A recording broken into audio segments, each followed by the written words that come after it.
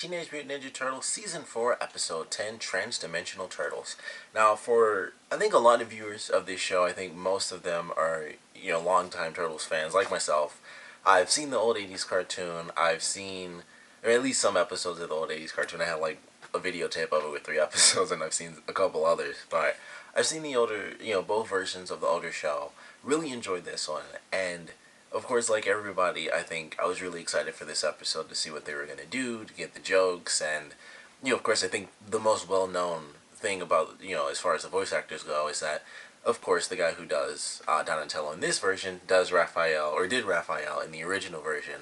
So I was definitely excited when they did the little joke, like, why do you sound that way and stuff.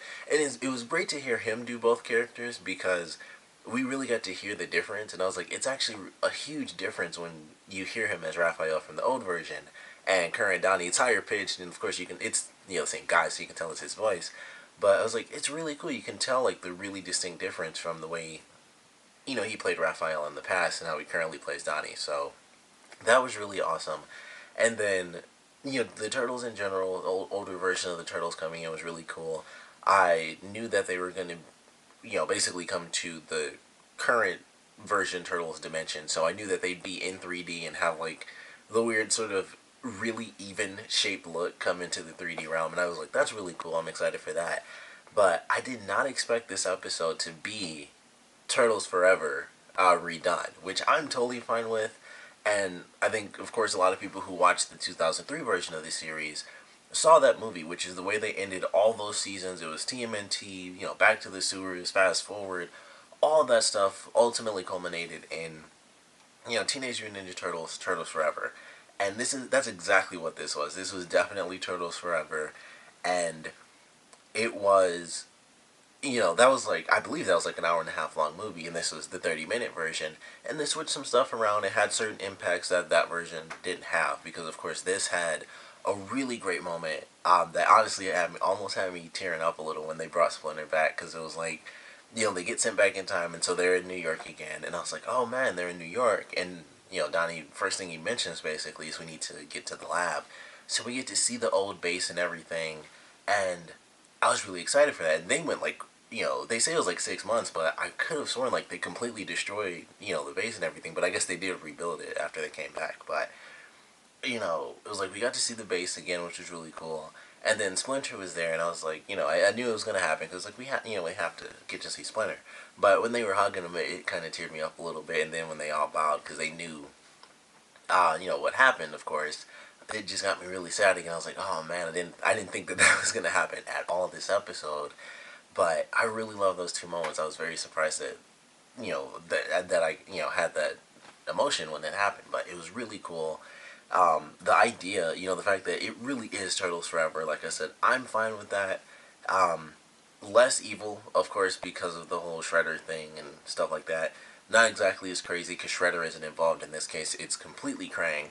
And I love what they did with that. It was actually really cool where it's like the Krang from the old 80s show is actually in that dimension, but he knows about, the current Turtles and everything. And it's like, you were banished to that dimension because you kind of suck as a villain. So I thought that was actually very cool that the 2D dimension Krang was still a normal Krang for the current version of the Turtles. He looked different, of course, but it was like, this is why you were banished, to the 2D dimension because you're an idiot. Like, you're trying to destroy the dimensions that we've been trying to culminate, or, change and mutate for a super long freaking time for centuries. And I love that. I was like, that's actually a really cool way to do that, where, they knew each other this whole time. That specific Krang was just banished to that version of the Turtles world.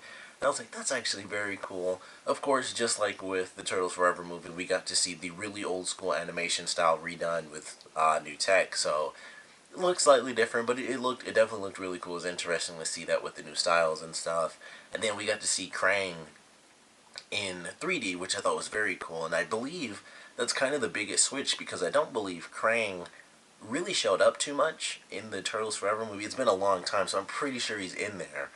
But actually, yes, he is. But what they did with him, and that was like the one thing I hated about that movie, is that they made Krang, the 80s Krang and 80s Shredder, really, really stupid. And I was like, that was the one thing I hated. Because even though it was, of course, super, super cheesy, even in that version, that Shredder wasn't a bumbling idiot, but that's how they did it for Turtles Forever. And that was like the one thing I didn't like. So, they didn't really have that. I think they still kept it kind of the same way, but that Krang was considered to be stupider to the other Krang. And he was doing a mission that could have succeeded. Of course, the Turtles completely succeed with everything.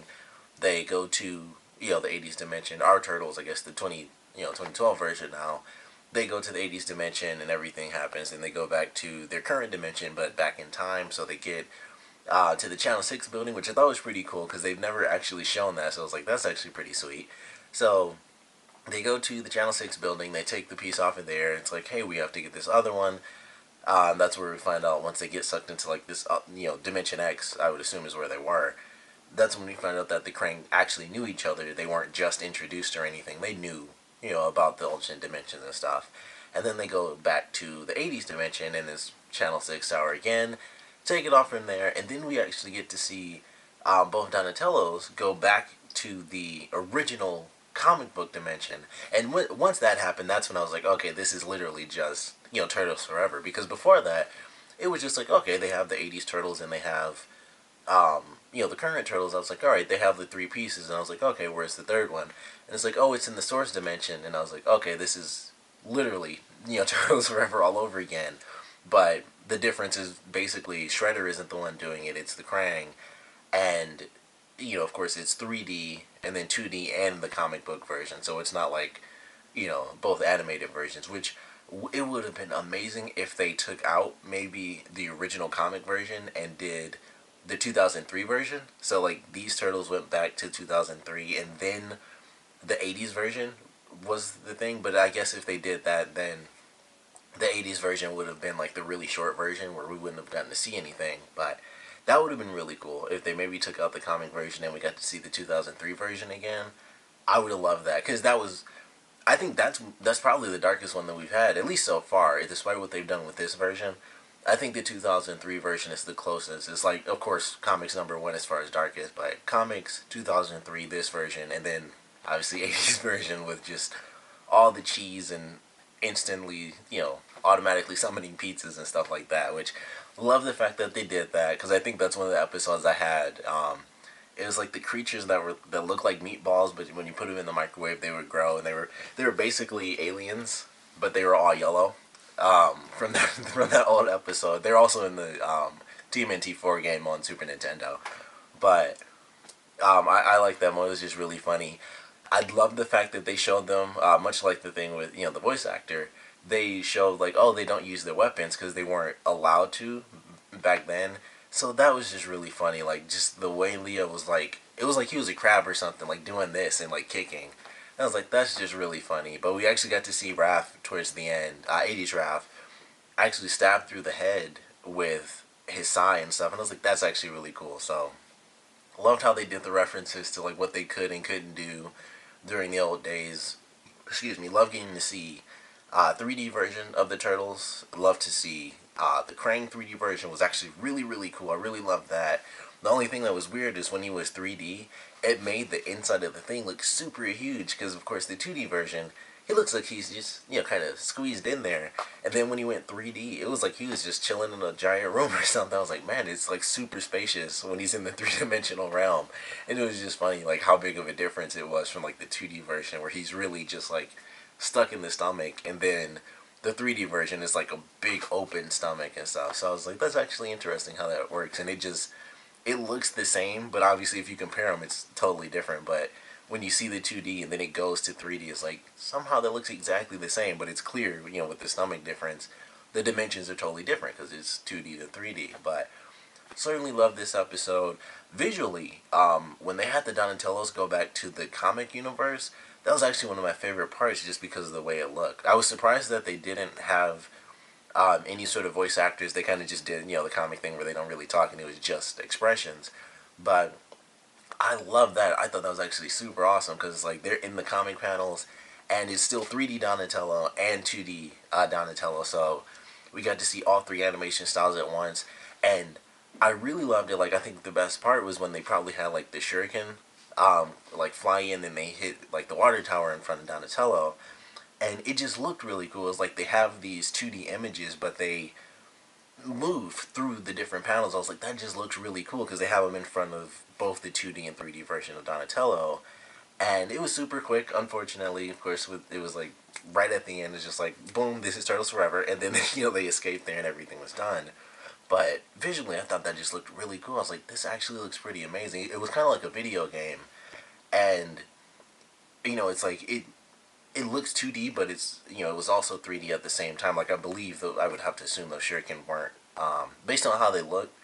They could have easily been 2D, but I feel like they were kind of a nice blend of 2D and 3D, just the way that they looked. I could be wrong; they could have been totally 2D, but it just looked really cool. I was like, I like the way this looks with all three styles actually blending.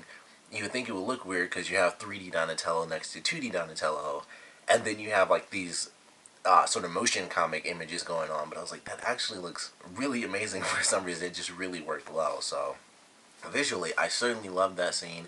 Of course, but once it happened, and I was like, oh, this is just Turtles Forever. I did wish that we got way more of the comic universe, kind of Turtles in there. We got to see exactly what they were gonna do, and maybe have them talk, because when they were in, from what I remember for Turtles Forever, it was basically like they all kind of sounded like Clint Eastwood a little bit. It was all just like, ugh, like, because they have like the angry faces the whole time, and it was just like they were just like, rrr, rrr, like talking out the side of their mouths. But we quick glimpse of them, and then they have like the crazy expressions on their faces once the Donnies disappeared. But I certainly loved this episode. It was really, really fun. A nice little, like I didn't really know too much about the episode, so I had no idea it was going to end up being, Turtles Forever. But like I said, I did not mind that at all. Like it, of course, changed a couple things around. Like I said, mostly the Shredder stuff, but I'm almost 100% sure it ended exactly the same way as well. I think Turtles Forever ended exactly the same way, where the turtles, it ended with the '80s turtles. They were sitting eating pizza, and when that first started happening, I'm like, did I see a promo for this, or was this just the scene out of the old movie? And I'm pretty sure it was the exact scene, and I believe it was the same thing. That monster, the worm monster, showed up, and I swear I'm hoping that that was from the movie, because otherwise I saw this promo a while back, but I don't believe that I did on TV. I didn't even know it was happening until I was looking up something for the last episode, and then that's when I found. I was like, oh, I didn't know that was even happening. So I didn't know until very recently that this was even coming up. So that ending scene is like exactly the same from the Turtles Forever movie, where it ends with the '80s turtles. They're on the top of a building eating pizza, and then it's like a worm monster comes out or something, or maybe no. I remember what it is now. That was another episode from this series. That's what it was. It wasn't from Turtles Forever. They did that. I think that was like season 2, because they were doing some of the Dimension X stuff. That's what it was. I'm like, I knew I saw that before. It wasn't Turtles Forever, although they did end with the '80s turtles on the rooftop eating pizza. That was, I think, almost exactly the same as from the Turtles Forever thing. But the worm is what was the same, because they did that just as a little reference, like, boom, here's the '80s turtles, and they sent the worm to their dimension by accident. So that's what that was. Now that I remember, I'm glad I remembered that from that old episode. But what they didn't have in that old episode when they sent the worm was Tiger Claw splitting through the thing, and I think it was the exact same scene until until the blade like came out, because it was them wiggling around and stuff, and it's like, oh, it's gonna end with them fighting the worm, and then this blade comes on, and I'm like, I don't know what's about to happen here, and then Tiger Claw comes out, and I have no idea if that means we're gonna get to see Tiger Claw somewhere in the season if he'll escape, or if that was a random thing, or what the case was. Because I guess technically, with that having been the end of the episode, I think that was when they sent Tiger Claw into the monster the first time, and sent the monster through a dimension back in like season 2 or 3 or whatever. When that happened, so they may have just like added that in because that's what they initially had anyway. But I don't know. There was like a weird time manipulation thing going on, because it was the same scene with them fighting the worm, and then it added the scene of him like splitting through the worm and breaking out, and maybe that's like the weird explanation as to how he got back from being inside that worm when it happened before. But I'm trying to remember how they explained him getting back, but I don't really remember. So I don't know if we're gonna get to see him somewhere this season. I don't believe we will. I think that was just like a little clue, like, hey, this is a crazy little time thing that happened, and that's what happened there. But I don't know. Either way, I'm excited to see what's coming up for the rest of this season. Of course, the Turtles are very close to getting the final piece, and then they'll destroy the entire Black Hole generator. But this was a really great sort of just one-off episode. Great references to 80s Turtles, comic Turtles. Of course, with it really being the 30-minute version of Turtles Forever, it was a great retelling of that story. Kind of switched around a little because, of course, it wasn't Shredder in any way, shape, or form involved, and it was solely the Krang. And I like that. I was fine with that. It changed out the main villain. Um, I don't know if that's kind of the case because of the fact that I believe they had the actual voice actor, and I wish I could remember his actual name, but the guy who played Uncle Phil from Fresh Prince of Bel-Air, he was Shredder in the old 80s cartoon, and I do believe they had him during Turtles Forever when they did that movie to finish out that version of the Turtles. And that might be a reason why they didn't have Shredder in there whatsoever, and it was solely Krang, because he passed away, unfortunately, so they wouldn't be able to bring him back as the original Shredder. And that might be why they chose to do it that way, where it was just the Krang. But I don't know. Either way, it definitely worked out pretty well the way that it did. And plus, with it having been a 30-minute thing, it would have been fairly convoluted. Especially, if it was Shredder, it would have been way more difficult for them to beat him anyway. So it kind of couldn't possibly just be 30 minutes. Granted, they did have 8 turtles, but depending on how they wanted to do, if they really wanted to do Turtles Forever and make it like the 80s Shredder was like a complete bumbling idiot, which that just bothers me. Like, that always did. And it was like, he wasn't like that. It was super cheesy, but he wasn't that bad where he was just stupid. And that's totally the way that they played him in the Turtles Forever movie. I never forget that, because it's like, man, I know it's super campy and cheesy and stuff, but he wasn't just like stupid. Like, he was just like failing at everything in that movie. It was like, man, that's like the one thing that was literally the one thing they did wrong in that entire film, was they made the 80s version of Shredder just like a complete idiot. And it was like, not cheesy, but not stupid. But really enjoyed the episode.